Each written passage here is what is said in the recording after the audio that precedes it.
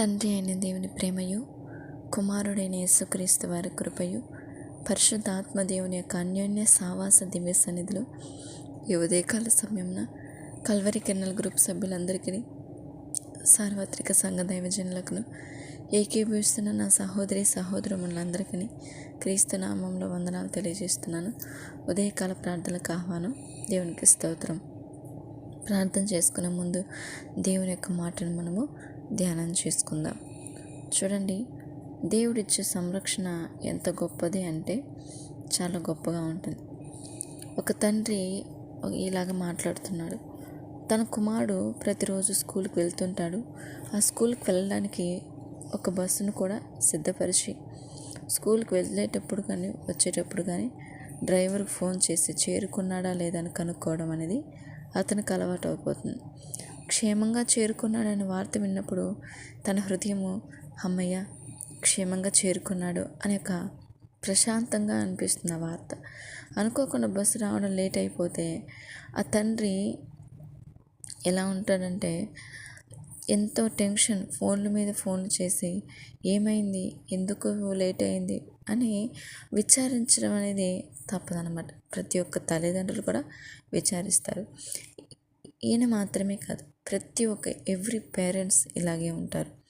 ఎందుకంటే పిల్లల యొక్క క్షేమం కోసం వాళ్ళు ఎంతగానో ఆలోచన చేస్తారు. మరి వారి మాత్రమే కాదు, మన ప్రియులు కానీ మనకు నచ్చిన వారు ఎవరైనా ప్రయాణం చేస్తున్నా వారు క్షేమంగా చేరుకున్నారని వార్త వినేంతవరకు మనకు నిద్ర పట్టదు. మరి మన బిడ్డలు ఎక్కడున్నారో, ఏ పరిస్థితిలో ఉన్నారో, ఎలా ఉంటున్నారో మనకి ఎందుకండి అంటే ఎందుకు వస్తుంది చింత అంటే వారిని మనము ప్రేమిస్తున్నాము. మన ప్రియులని కావచ్చు, మనకి ఇష్టమైన వారిని కావచ్చు, లేకపోతే మన పిల్లల్ని కావచ్చు, వారి యొక్క క్షేమస్థితిని, వారి యొక్క బాగు స్థితిని మనం ఎప్పుడు కూడా కోరుకుంటాం కదండి. ఎందుకు ఎంతగా టెన్షన్ పడతాం ఒకవేళ ఏమన్నా లేట్ అయినా? ఎందుకంటే వాళ్ళని ఎక్కువగా మనము ప్రేమిస్తున్నాము కనుక ఆ ప్రేమ ఏం చేస్తుందంటే అండి మనల్ని ఎంత దూరం వరకైనా తీసుకెళ్తుంది. అయితే మరి మన యొక్క బిడ్డల్ని ప్రతి ఒక్క తల్లిదండ్రుల యొక్క ఆలోచన వారిపైన శ్రద్ధ ఉంటుంది కాబట్టి, ప్రేమ ఉంటుంది కాబట్టి వాళ్ళు అలాగా ఆలోచించడంలో సందేహం ఉండదు కదండి. మనం అలా ఆలోచించడంలో సందేహం ఏమీ లేదు. వాళ్ళు మనం ప్రేమిస్తున్నాం కనుక వాళ్ళ క్షేమం కోరుకుంటాం, వాళ్ళు ఆరోగ్యంగా ఉండాలని కోరుకుంటాం, వాళ్ళు బాగుండాలని, జీవితంలో చక్కగా బాగా ఎదగాలని ఒక తల్లిదండ్రులుగా పిల్లల కోసం మనము ఇలాగ ఆలోచిస్తాం.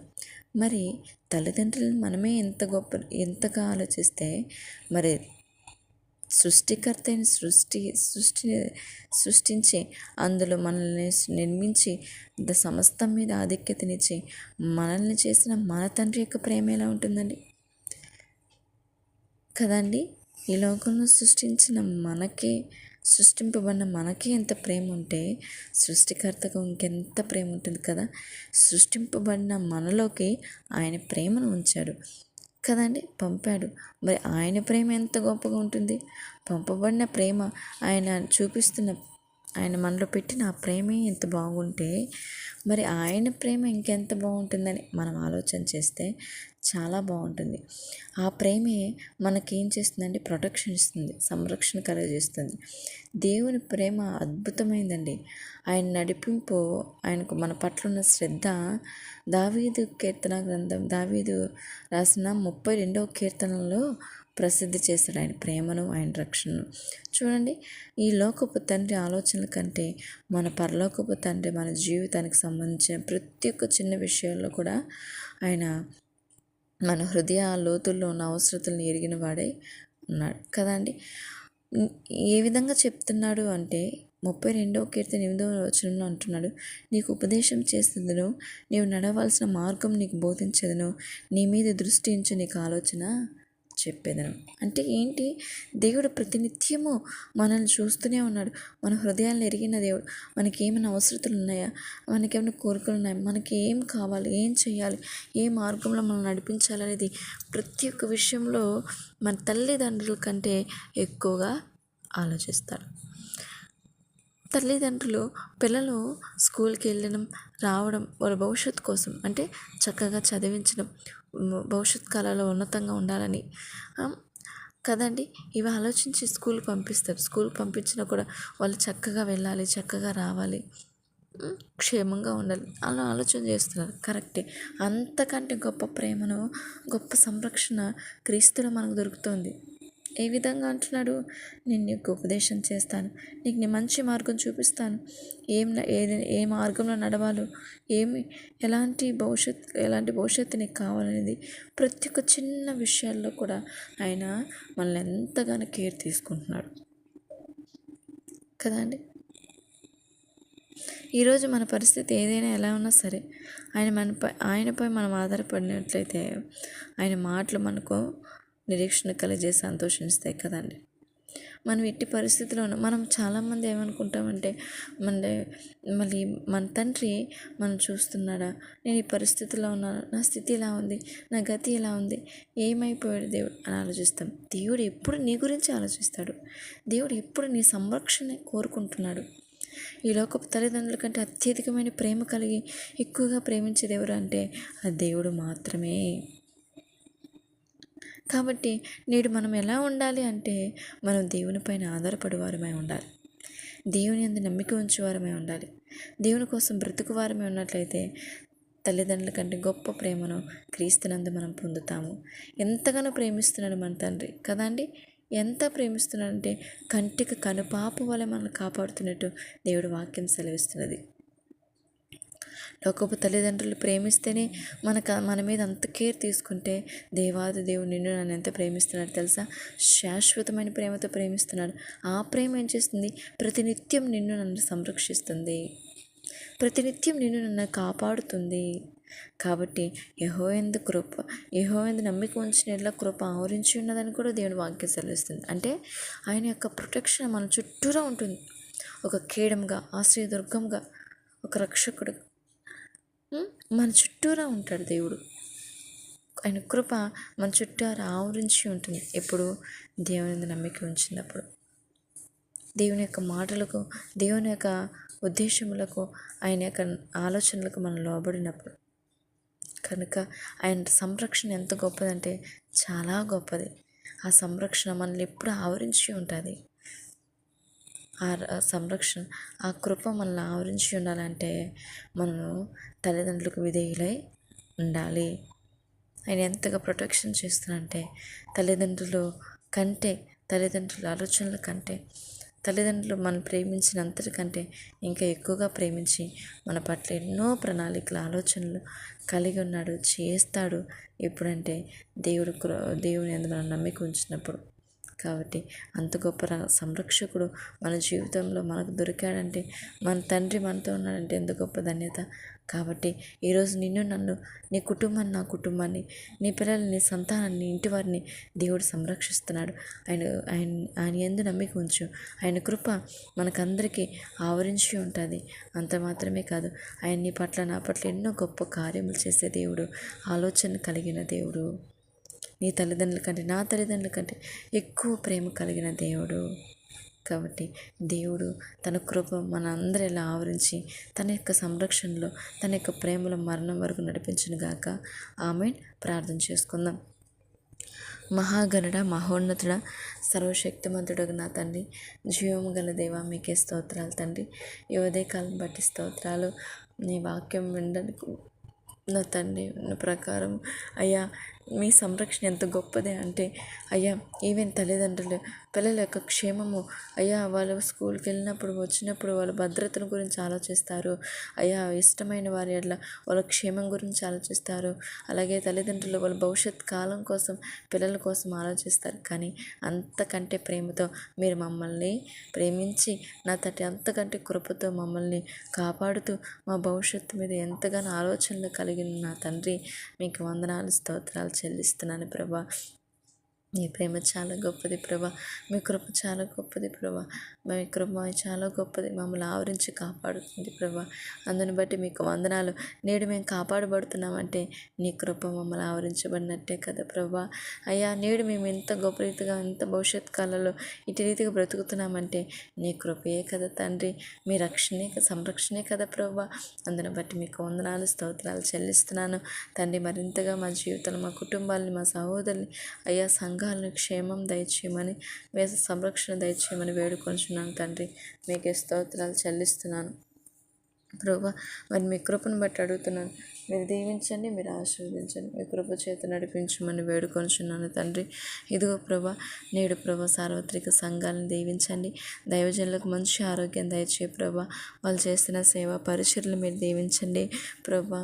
వాళ్ళకి మంచి ఆరోగ్యాలని ఆదరణ మీరు అనుగ్రహించమని వేడుకొంచున్నాను.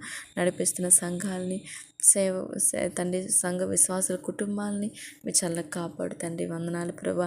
అలాగే తండ్రి అయ్యా, ఎవరు వెనుతిరిగిపోకుండా నేను స్థిరపడినట్లు కృప చూపించు తండ్రి. స్తోత్రాలయ్యా, మీకు వందనాలు. నూతన ఆత్మను మీరు బలపరచు తండ్రి. మీకు వందనాలు ప్రభా. అలాగే తండ్రి, మనుషులందరికీ రక్షణ కొరకే మొరుపెడుతున్నాను, మీరు సాయం చేయదేవా, కృప చూపించు నా తండ్రి. మీకే స్తోత్రాలు చెల్లిస్తున్నాను నాయన. ఇదిగో నా తండ్రి ప్రభా, అయ్యా మన భారతదేశాన్ని కాపాడండి ప్రభా. రాబోయే ఉగ్రత నుంచి నా దేశం ప్రజలు మీరు కాపాడు తండ్రి. అయ్యా, నాయకులు అధికారులు దీవించండి, వాళ్ళకి మంచి జ్ఞానం వివేకాన్ని అనుగ్రహించండి, రక్షణ అనుగ్రహించు తండ్రి. స్తోత్రాలైనా నైనా నా దేశంలోని చీకటి క్రియలు, విగ్రహాల క్రియలను యేసు నామములో మీరు తొలగించు తండ్రి. మీకు స్తోత్రాలు చెల్లిస్తున్నాను. అంత మాత్రమే కాదు తండ్రి, యవనస్తుల భవిష్యత్తును కట్టయ్యా. ఎంతోమంది యవనస్తులు నశించిపోతున్నారు తండ్రి ప్రభా, మీరు కాపాడమని వేడుకొనుచున్నాను తండ్రి. స్తోత్రాలు.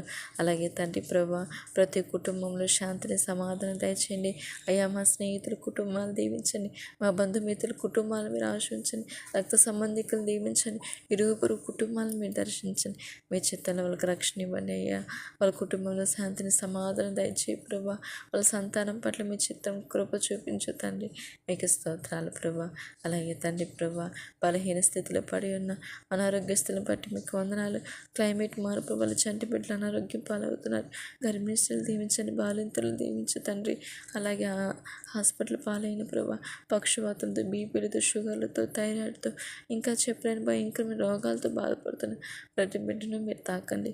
ప్రత్యేకంగా నా చిన్నాన్ని మీరు స్వస్థపరచమని వేడుకొంచున్నాను తండ్రి. స్తోత్రాలయ్యా. అలాగే తండ్రి ప్రభా, నేడు పని చేస్తున్న రైతులు, కార్మికులు, ఉద్యోగస్తులు క్షేమం దయచేయండి. వాళ్ళ ప్రయాణంలో మీరు తోడున్నది ప్రభా. అయ్యా, ఇదిగో నా తండ్రి ప్రభా, ప్రతి ఒక్క నడుపుతున్న వాహనదారుడిని మీరు దీవించండి, క్షేమంగా నడిపించి మీరు కృప చూపించు దేవా. మీకే స్తోత్రాలనైనా. అలాగే తండ్రి ప్రభా, దుష్టక్రియ నుంచి ప్రభా ప్రతి బిడ్డని మీరు కాపాడమని వేడుకొనుచున్నాను. అలాగే తండ్రి ప్రభా, ప్రత్యేకంగా కల్వరి కిరణాల గ్రూప్ సభ్యులందరినీ బట్టి మీకు వందనాలు తండ్రి. మీరు దీవించండి, మీరు ఆశీర్వదించమని వేడుకొంచున్నాను నాయన.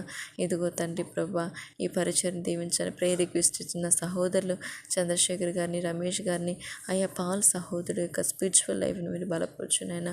వాళ్ళ సహోదరు రవి బ్రదర్ని మీరు మార్చునైనా.